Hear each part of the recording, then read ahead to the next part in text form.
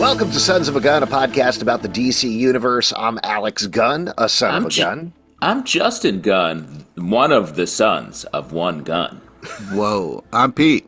And we are going to be talking about the season finale of Creature Commandos Episode 7, A Very Funny Monster. If you haven't watched it on Max, do go watch it because we're going to spoil it starting right now. In the finale episode, everything coalesces on Nina's castle. Not Nina's castle, excuse me. Princess Ilana's castle in Pokolistan. It's a Nina episode. As the Creature Commandos try to kill her, Frankenstein tries to reconnect with the bride, and the folks back in America try to stop them before they cause an international incident. It leads to Nina's death by the end. We also get her flashback and origin story here. And at the end of the episode, the bride ends up killing Ilana because, in fact, she was going to destroy the world. And we get one last teaser here that they're going to form a new team of Creature Commandos at the end. That is the broadest of overviews of what happens in the episode, but lots to talk about here, not only the episode, but also the season, and also this as a kickoff for James Gunn's DCU. Now, he has referred to it as an aperitif before the main meal. Oh, yes. Wow, Yum. nice. Yes, Appetite. definitely. My appetite is whet following this. I definitely know what that means. Mm-hmm. Yeah. It's actually something, it sounds like after, but it's actually something before. Mm-hmm. Right. Like a light Jell-O? It's like... Are you eating Jell-O before dinner? Oh, yeah. It's a nice light aperitif. Have you ever been to dinner? Have you ever been to dinner with Pete? Because he always orders Jell-O for the table. Always. Are you eating in a Jell-O hospital for or retirement home exclusively? Hey, you know? Yeah. The idea of you flexing out to dinner and being like, can I get a little light Jell-O for my table? For my friends here at the table, some light Jell-O, please. Yeah. I believe when I went out to dinner with Pete the other day, he saw a bread bowl in the center and was like, what is this, hard Jell-O or something like that? And I was like, yeah, no, all foods are various shades of Jell-O when you think about it.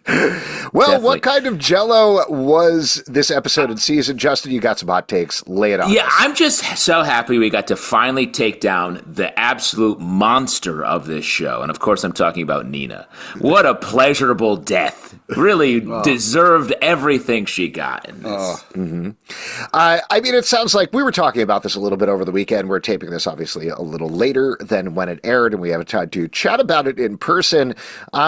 You feel like it veered very negative over the course of the show. I feel like that was your big takeaway, right, Justin? Well, I guess this episode was the final, it felt like a final statement on a theme or idea that was boiling over the second half of the season, which was life sucks.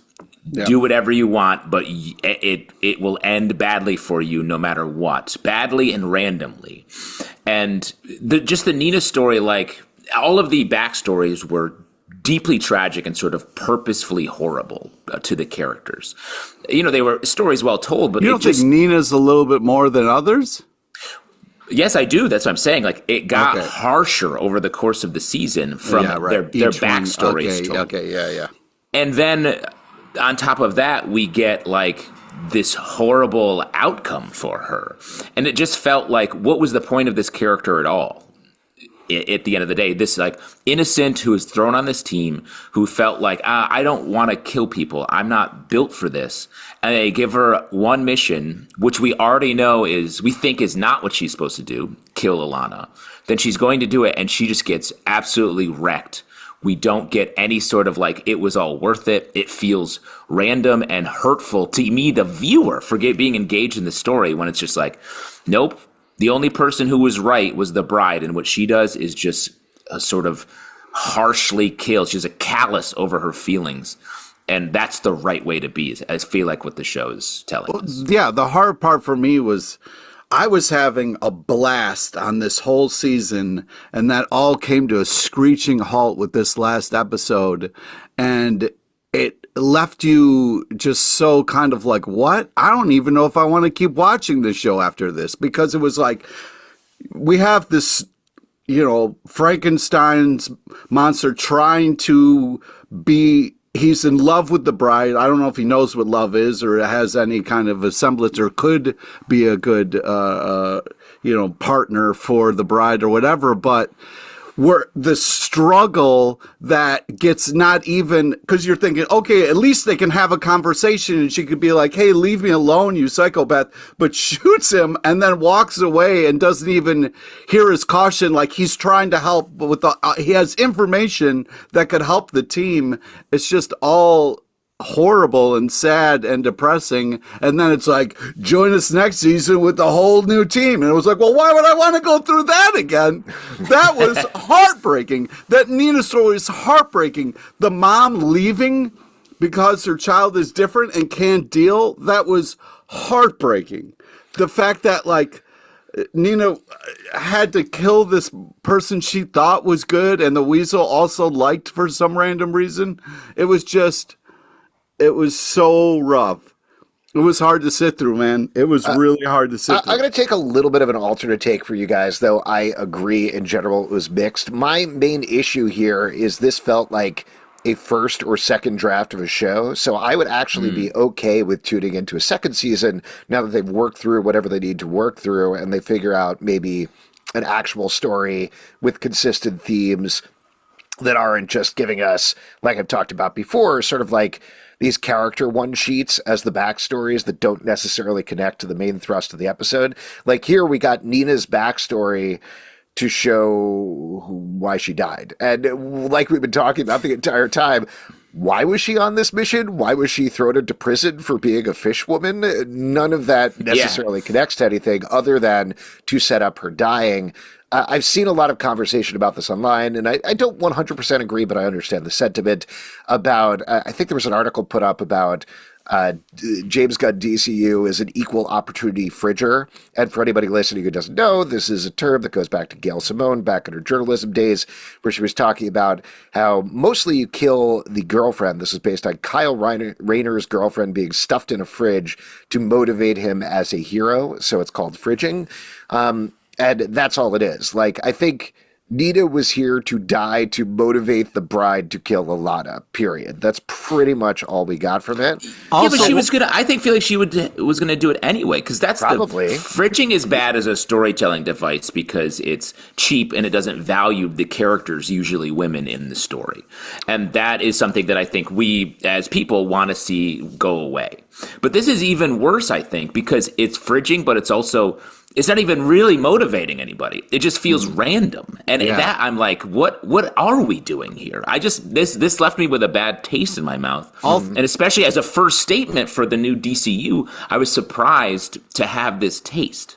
Also, why was this Jello, this bad Jello? Don't no such bring thing. Jello in. No such thing. Don't bring Jello There's in only this. good Jello. Everybody agrees. Also, why was she given a knife? She can breathe underwater. Just grab her, pull her under the water. You're a monster, lives under the water. Done. You don't need a knife. There's no reason for you to have a knife. There was a lot of head scratching for me. But also, what's going to happen next season? Eric's going to come back alive and then chase down the bride and she's going to shoot him again? What are we doing? Eric Frankenstein. Yeah, I mean, just to talk about that moment for a second. I don't 100% we were spending agree with so you. much time with them, and then they don't even pay it off at all. It was a comedy beat, I think, to be like, we're building up to Frankenstein, and oops, he is completely dispatched in one scene. But I agree with you. There's no sense where he is a good guy where he should be with the bride. You're 100% wrong about that beat. There's no hope of redemption for him or anything like that. Yeah. But it's not satisfying. Like there's he's not there in the plot other than essentially killing time based on the fact that we're going over like we spent so much time with him and to dispatch him in 1 second does not provide that closure. And in fact, we get an end credit scene where he's still alive and it's fine and he's going to continue. So they are going to continue with that comedy beat. I just want to clarify to make sure that, because of what you said, I don't want to be, I don't think he deserves to be in this relationship or have a chance, but we've just been riding with him for so long. I want someone to say something to him to be like, yo, dude, what are you doing? Get away from her. Do something else with your life. it's just so much time to spend to have that joke like you talked about. Well, and I think if the idea, we've talked about how it felt like the season wanted to deal with toxic masculinity as an idea. We have the Sons of Themyscira, which kicked off the season, felt important. We get a little bits and pieces of that idea in this. But it feels like it didn't coalesce in general. It felt like it was all sort of put in the Eric Frankenstein character as someone who's just killing indiscriminately to get to this woman who he treated horribly, and she's never really cares for him. And so but I think he's dispatched in a way that felt like this is what we should do when it comes to toxic masculinity, is kill it off and ignore it. But then we get this post-credit scene where he gets to be the funny part again, and he gets to continue on when a character like Nina that is just trying to be and trying to do what she needs to do to survive in a place that has treated her as a monster is killed off indiscriminately and then sort of left. Even the bride who's meant to care for her is like, well, time to go on the next mission. It felt just like, what side are we landing on here if you are having Eric Frankenstein continue and be the comedy person?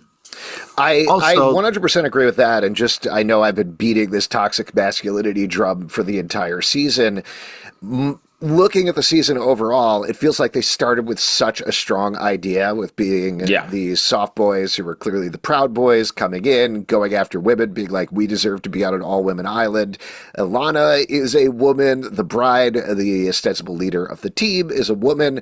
And then slowly over the course of the season, they whittled out those elements to Cersei completely disappearing in the back half of the season, the soft boys essentially being a non-factor, and ending with the note of, oh, the woman is the ultimate villain and we shot her in the head, the end, threat over, is a weird place to end on. It feels like you started with the toxic masculinity thing, ended up with the very generic theme, I think, of who is the true monster here? Is it the monsters or the other people? And that to me that's not clean though, because I hear you. I was trying to reckon with that as well, where it's like, oh, it's about what is monsterhood, where especially the Nina backstory, she's born with her lungs outside of her body, something that is just doesn't make her a monster per se. It's something that she will physically struggle with in her life. The mom can't deal with that. That's monsterhood. The father alters her DNA and she becomes monstrous, quote unquote, looking, outcast by society. And at the end of the day, though, she's murdered, and the woman who's the villain kills her. And it's so wait, she's has a monstrous life, and it ends. And Ilana's more of a monster, and then the bride's the most monstrous because she kills her. I was like, none of this is getting to anything. Yeah, and that's upsetting because that felt like the one theme that they were really going to come home with, because it started in the monster idea. Well, and it also, they don't do a good job of driving it home. There was one of the exchanges I wrote down is when they're encouraging Nina to kill Ilana. The bride, I believe, is like, you're a monster just like us. And then I think it's Dr. Foxer who says, you're the biggest freak of us all. And I was like, is she? I don't think so. She actually seems the most normal, down to earth. So what are we doing? She's the most human. I think she was the show's humanity. It felt like over the course of she was one that was like, well, should we be doing this? I don't think we should just indiscriminately kill people. So it felt like she was the moral center, or the most quote unquote human of all of the characters, human or monster. And then we get, it ends up being, she's like, well, fuck you to her for trying to be a good person. I was like, oh. I agree with you. This is kind of an oops, all monsters situation, because even the cop shooting the dad in the flashback scene of him running to his daughter to try to help. I mean, it was unnecessary. But okay, so just to talk about that for a second, because I wrote that down as well. Oops, all monsters? Well, maybe there is a little bit of an ACAB thing going on here with the cops shooting the father, and in the previous episode, the cops going after Weasel instead of shooting the fire or whatever we joked about. But again, it's just sort of gesturing to it rather than hitting it in any way. And I think it is the same thing that's toxic masculinity thing. If that's your theme, keep hitting it. That is your theme. Go, go, go. You can't just be like, ACAB, what do we think? I think it's... Anyway, moving on with the monster. The theme is everybody's monsters, everything sucks. Hey, you want to see a second season of this? Get ready for the new DCU. It's crazy, actually. I was thinking about it a little bit over the course of the week. It's crazy that we were like, whew, glad the DCEU is in the back rear view mirror, with all of its darkness and Superman snapping people's necks. And they were like, here you go, Creature Commandos. Everybody dies. We're all monsters. Enjoy. Surprisingly, Amanda Waller, who I normally consider a monster, was nice. I mean, she was staying by Flag's side in the hospital. I was impressed by how much time she was putting in for somebody she previously would kill at a snap of. Also this picking up from the Suicide Squad and Peacemaker, she was mildly heroic and on the side of right here, which was surprising. So I agree with you, Pete. One random thing, just while I'm looking at my notes here, and we're talking about Waller and Economos, they go to McPherson's house, find her dead, which we should probably talk about Princess Ilana's plan in a second, which is utter nonsense. Yeah. But they find dead Clayface there, which was very weird to me. That does not track with anything that we've seen in any iteration of Clayface before. Well, I guess he sometimes leaves behind. Yeah, he husks. sheds. His face. He sheds his some face clay. And leaves it behind. I don't know. I shed my face every now and again. Shed a face. Yeah. Get a new face. I mean, he can technically, I think, in his power set, leave behind any part of his body. Sure. I guess so. It was just, it seemed like they blasted him apart with electricity and now he's dead, which raises a lot of questions in my mind about the Clayface movie that they just greenlit. I guess we'll see what happens. Well, and let me also say, Clayface is a fun character. Often, great backstory from Batman the Animated Series, or at least often an interesting henchman type. And in this, he was treated as, a monster and then dispatched without any sort of, they could have used anyone to be that. Instead, there's a lot of questions there. There was Cersei's vision, while we're jumping around a little bit, had Gorilla Grodd in it, who didn't show up at all. And we have no sense of the nuclear arsenal. There's a bunch of Justice League stuff that comes up. We didn't follow up on the Metal Men or anything like that. So I know they're setting up stuff for the DCU, and that's fine, but there's a lot of details that were thrown in there that feel like, I don't know, also kind of tossing stuff on the pile. Ghost Rider got a funny shout out in this episode. That's a good joke. It'll show up in Superman. Is that legal? Can we even acknowledge Marvel in the DC project? Do you want to go arrest them? Should we go do a citizen's arrest? You can't say that. Hey, James Gunn led out in handcuffs after mentioning Ghost Rider and Creature Commandos. Yes, of course they can do that. They can mention that. They mention Batman and Superman in Marvel projects all the time. By all the time, I mean just Eternals. Yeah, I was going to say just maybe once ever. That's probably why I didn't catch it. Can you imagine the high-flying vibe of them calling out Batman in Eternals and being and how that movie is been completely just forgotten, but the flex of calling referencing their competition. What a turn. What a turn we've had. What a heel turn. Let's talk about Ilana's plan, if that's all right. Yes, and honestly, this is great. I think there's a lot of roots in strategy here. I think we can really identify. So Ilana's plan, the way the bride lays it out to her, was she was planning on attacking the world with her nuclear arsenal and turning it into a wreckage and taking over America, right? That's what happened so fast. It was such a quick. I was just so she's still reeling from what happened. We know that. She knew somehow, we don't know how, but somehow she knew that Cersei knew she was going to do that. Even though I don't think we've ever seen those two characters have a conversation, it was not clear that Cersei had expressed that to her at any point. But she knew. Princess Ilana knew. And also, we don't know why Ilana is trying to destroy the world. Right. It's just a random idea for her to kill everyone on Earth. Exactly. Yeah. She wants to kill everybody on Earth. Cersei knew about it because she had a vision, so was taking these soft boys to invade Pokolistan, and somehow Princess Ilana knew she had the vision and was trying to stop her. So she seduced Princess Ilana, seduced Rick Flag to get him to kill Cersei, a thing that they were probably going to do anyway. And then at the last second, because Rick Flag is a nice guy, did not want to do that. Yeah. So then they took Cersei back, found out about the vision. That was confirmed by the real McPherson, who knows about Cersei and knows about Themyscira. And this is a character that is like a scientist who confirmed a vision from an Amazonian witch sorceress, who showed up from Themyscira, an island that no one knows is real. Right, exactly. Yes, we're correct so far. And then Ilana sent a spy from her end to America, saw that McPherson was there, and knew that what they needed to do was recruit Clayface, who she was working with, to kill McPherson and replace McPherson in order to make it seem like McPherson was always a fake, so that Waller would tell the creature commandos to not kill Princess Ilana because it would put a shadow of doubt on the vision.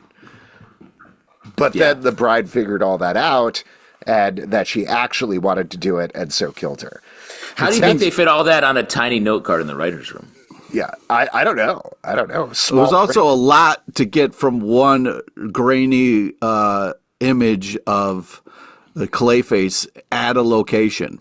None of this makes any sense. I'm just going to say, like, it is absolute nonsense, this whole plan on every single part of it. It's based on coincidence and supposition, and I don't know if there was another plan that they were working on in the writer's room, by which I mean James Gunn at some point, but, like, this doesn't work.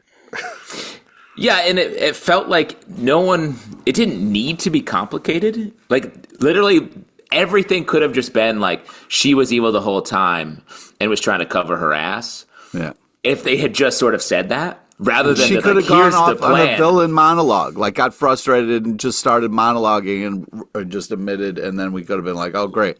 I'm just saying, definitely, but they just didn't need to say literally any of this because they hadn't set it up. Really. So, like, it could have just been like, oh, you caught me. Yes, I had Clayface. I was trying to fix my mistakes with Clayface, and it didn't work. Done. Instead, they were like, this was the plan the whole time. I was like, what an unforced error.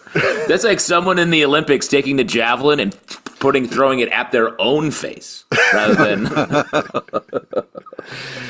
Yeah, it didn't really work. It didn't really make sense. I mean, maybe they were setting something up that retroactively would be like, oh, there's a whole Legion of Doom thing, and Gorilla Grodd and Clayface recruited Princess Ilana to take over the world, and this is all part of the story of Gods and Monsters Chapter 1, or whatever. But on the surface of the show, who cares? Because it was nonsense.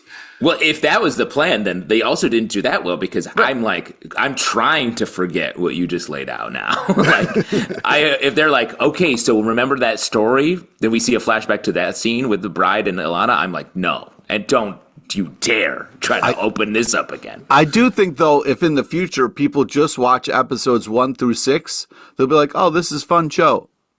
I think inherently when it comes to a story, you're probably going to want to know how it ends. Yeah, but don't do it. I always throw away a book before the final chapter because I'm like, I'm good, man. And it's the same thing with food. You're not going to get 75% of my food, and then I push it off the table, and I'm like, bring on the Jello. Bring on more Jello. Yeah, exactly. More Jello. That's all I want. I eat the bones first.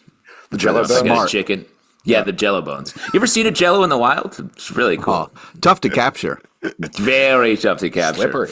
Yeah, I one time though I was out hunting with my uncle. We shot a Jello, hung it up, field dressed it, got all the bones out of there, and just ate it over a campfire. Yeah, wow! So you didn't mount it? That is ironically, isn't Jello made out of bones? It is. Yes, it's horse bones. Delicious. How do you delicious horse bones? Says Pete, a real person. Pete said you should eat Jello first before a meal. And he likes it. It's made out of horse bones. Do you ever, when you're really hungry and you're walking along and you see a horse because you live in the country, do you ever look at it and like picture it as a big Jello in the bowl? Yeah, I always just instead of a horse, I see like an orange block, and I'm like, oh man, that's delicious. Yum yum. Man, I should take you to the racetrack. You're gonna love the Kentucky Derby. Just a bunch of goopy Jellos racing. Do they let you get on the track and get a couple licks in before the race, or what's the deal with that? Yeah, you got to pay extra. Yeah, you got to pay extra to lick the horse. And let me say, horses taste a lot different than Jello. Even the bones taste different. Really? Huh. Well, when do they add the flavoring, I wonder?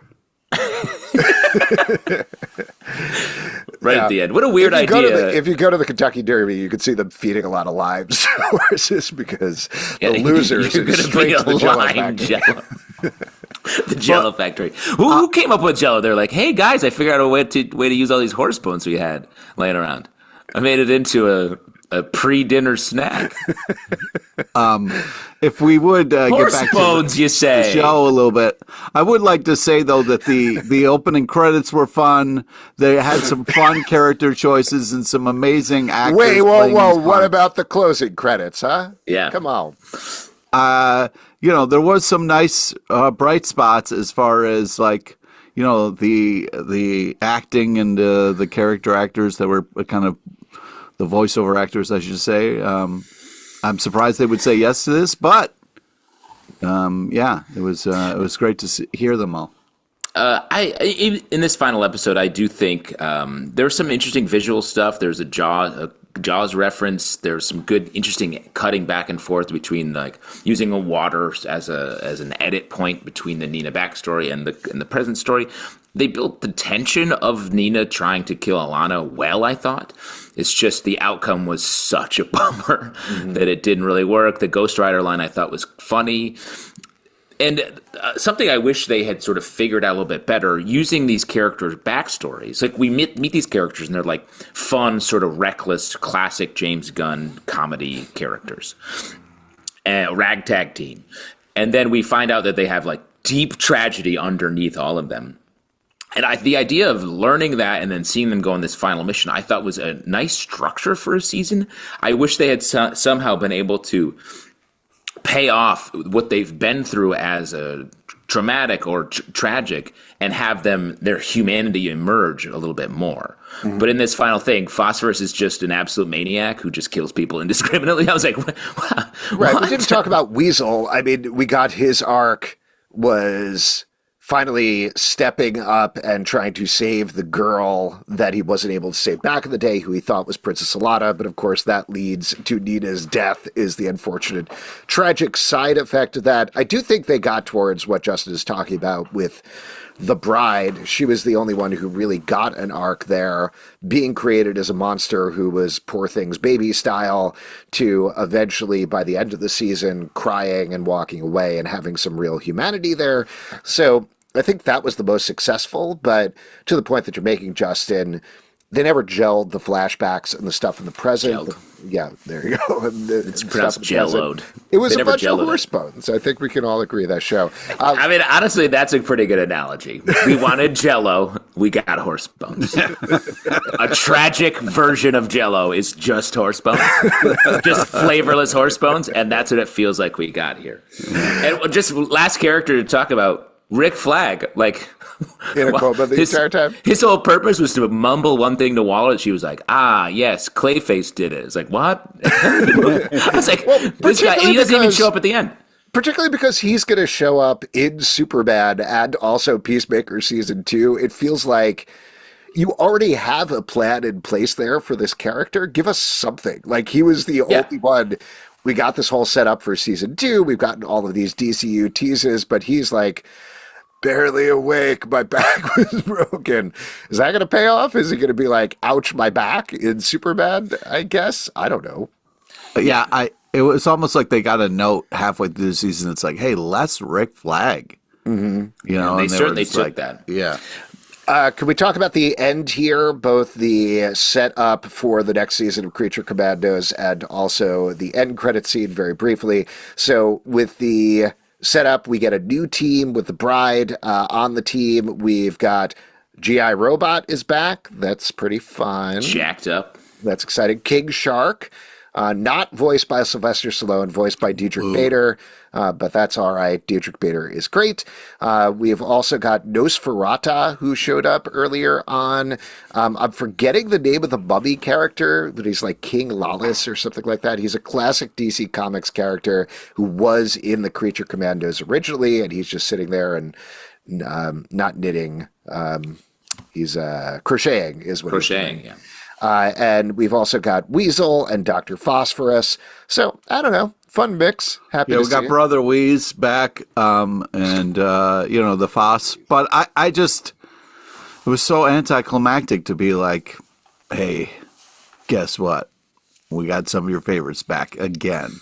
Well, my hope is, and I know this is going to sound kind of mean, but apparently the way this was done was like, and we've talked about this here on the podcast before, but for anybody who wasn't listening or doesn't remember, James Gunn wrote this on spec, just sort of like as an exercise, then got hired as DC Studios executive, and he's like, great, this is already done, let's greenlight it. And reportedly, he pretty much passed it off to Dean Lorey, who is one of the showrunners of Harley Quinn, as well as an animation team. Obviously, he was involved in giving input, but he was pretty elated with the process of like, great, I handed it to you and you did what I thought was a great job with it. My hope is they've said in advance they want to wait for him to write another season. I hope they don't. I hope they're just like, he's like, here's an outline for season 2. Go with it. Because Dean Lorey does a great job on the Harley Quinn show. The animation team is really good. So I think we could overall get a better second season if he hands it off to somebody else and lets them do the work and get a writing staff to really think about it. Let me ask you a question, though. Yeah, please. Let's say they get all these new guys and then they double down on how depressing it is. And it's every character is another flashback. Their life is horrible, miserable. And at the end of the season, they fuck up the thing and it's same status quo. Would you come back for a third season? I mean, here's the thing. If they really fuck up the show for a second season, I would not like that. Like, that's my hard stance on that. No, but would you watch season 3 even? I don't know. Probably because we do a podcast about it. But otherwise, I wouldn't necessarily want to. I don't have a big. What would it take for you to walk away? I don't have as big of a problem as you guys about the negative, dark backstories. I just want to see them connect in some way to what's going on. Yeah, agreed. I would love that. We're not getting any of that. Yeah. Well, and I think the bigger thing is it felt like this show had a lot of potential and ideas on the table, and it just was overwhelmed by that, perhaps, and it ended up just not being about all of that stuff, and it felt a little thin by the end of it. I felt like we were teased with hope, and they were like, "No, man, life's shit." What do you do? And I don't like that as a guiding principle for any story, really. Like, I think people think that in their lives without stories. Yeah. So, like, stories should tell us something else. Yeah. So, like, you want to see different choices made because there's plenty of cruel people in everyone's lives. So, like, that, that maybe that's my taste, but I don't like that as a takeaway from a story. And that really feels what this was trying to do. I also think it felt like, based on the way the Bride Ilana fight was, that it was like a Western. It was like a gunslinger end. And there are a lot of Westerns where it's like, yep, it's hard out here and everyone kills everyone. And so that's like a genre move, and that's interesting, but they don't even commit to it. It just feels like they used it right at the end. And there was so much other detritus from the rest of the season built around it that maybe that's how they got here. But it felt like it just was so muddled that it was hard to even be like, yes, a Western makes sense for these characters. Yeah. Just to talk about the last scene very briefly. So we mentioned it before, but Frankenstein is alive. He's being nursed back to health by, I believe it's another old lady? I believe it's the old lady who had Zac Efron on her phone screen in the first episode because it was voiced by Maria Bakalova again. But I want to take a little bit of issue because I watched this without the subtitles several times, and I thought what she was saying was that she was serving him spider dropping soup, which is pretty funny and weird. But it turns out it's sparrow dropping soup, and I feel like that's not as funny. Well, that's a weird line to kind of make in the sand there and be like, oh, this isn't as funny, because sparrow dropping soup is more commonly accessible that you could make That's soup what I'm saying. What do you think, though? Like, because I think spider dropping soup is much funnier than sparrow dropping soup. Pete, care to respond? Yeah, I disagree. I think it's a fun, kooky choice that's like, wait a second. Kooky. That's comedy. But I also think that Sparrow Drop, as someone who didn't mishear it numerous times and then look over my shoulder as I was watching it because of the audio issues, I think that it was, it made sense and was silly enough that I was like, oh, that's fun. And I think that's something that, Well, and you like it because you like to start meals with a little some sparrow dropping soup for your friends, for my boys. Oh, yeah. Can I get around a sparrow dropping soup for my boys? It's an aperitif. Aperitif it up. Yeah, I mean, spider dropping is more heightened and weird, for sure. But it's also Thank you, Justin. it's also a weird, like, we're right back to where we started. Nothing has changed. The shit show continues. The Sparrow shit show. Well, Or Yeah, Spider. I think it was just, I don't know. I didn't have too much of a problem with it because it's just like a comedy beat at the but end. he's going to it's take that old very lady's similar. dog and maybe murder her. You know what I mean? It is very similar to the end credit scene from Guardians of the Galaxy Volume 3, where it's just Peter Quill and his grandpa eating cereal, and then it says the legendary Star-Lord will return.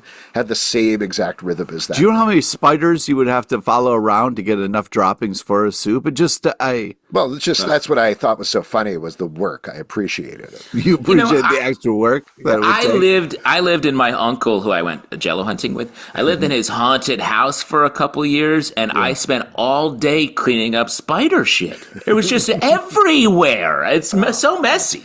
And they Really Are you talking about tiny just rat- cobwebs? Oh, yeah, is it because just I've seen, cobwebs like- you're talking about? No. Spiders, in my experience, leave human-sized poops, which I don't know where What? they come from. But it's, I don't eat think a that's lot a of spider bugs. problem. I don't think that's a spider problem. no. My uncle, who I lived in a haunted house with, told me it was spiders. Clean up this spider shit. So I just stepped in it. Disgusting. Well, I'm a little any worried other about how you thoughts guys about were this raised. episode or this show before we wrap up Creature Commandos for probably 2 years or so? I think I've said a lot anyway about my thoughts on this. Well, just one last thought then, or looking forward thought. Now that we do have this aperitif for the DCU out of the way, how are you feeling going into Superman? Does this lessen your excitement? Does it heighten your excitement? Keep it even? Where are you at temp-wise? I feel like this actually is more of a digestif from the previous DCU, or at least the James Gunn portions of it. It feels like something to be like, yes, a little So- finishing before we get, because I doubt Superman is going to have a lot of these ideas or themes or tones in that movie based on everything James Gunn said about it. So, and also I think it's telling that he wrote this before he had the job. It's literally not a kickoff creatively of the new DCU. It's something that was left over from a previous idea of what it should be. So it definitely doesn't feel like I thought it was going to be a kickoff. We did. It actually, I think, is not.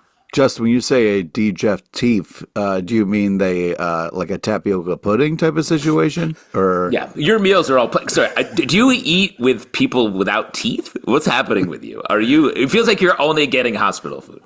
Are you living in a retirement home? I think we all are, right? No, I don't think so. No, not everybody is. Start a meal with Jello, finish it with a horse bone. I'll That's tell living. you, this doesn't. It makes me worried. To answer, It your makes you question. worried about Superman? Yeah. Interesting. It doesn't make me worried about Superman necessarily, because to Justin's point, I think he's probably going to go for a very different tone there. But it does make me a little worried about James Gunn building this entire thing around him, when what I think I need to do, if I'm going to put on like my armchair studio producer runner guy, that's the technical term, I believe, Yeah, is armchair. like I was saying with season 2, I think he needs to step back a little bit and think about the overarching thing rather than all of these projects come from him. He's writing or directing all of them. He is the sole source of news on the internet for everything about the DCU. Like, part of being the boss is delegating responsibility, and I want to see a little bit more of that going forward.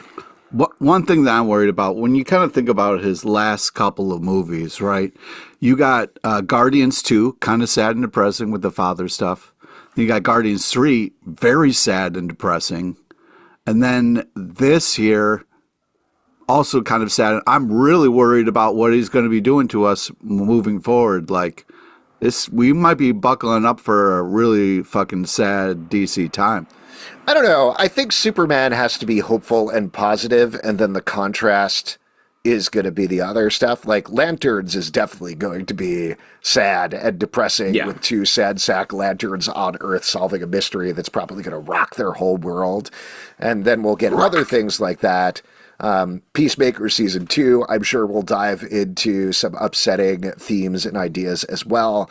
But I don't know. I still feel hopeful. And granted, I was tricked once already by a Superman movie, but I am hopeful that that is going to be a movie full of hope. So we will. And that was a pyramid scheme, right? Like you went from the Superman movie to like donating all of your life savings, and you kind of bought. I this mean, I kind of timeshare. have in terms of comics. If you look behind me and stuff, so yes, Yeah. It's all Lego. I got my life savings. it's all the from Lego. Legos, all of my life savings. Hard to Smart turn that move, back. by the way. Smart move. Yeah, you're going to move to retire in Legoland. Oh, where that's the money. dream. Where Legos are money. Yeah.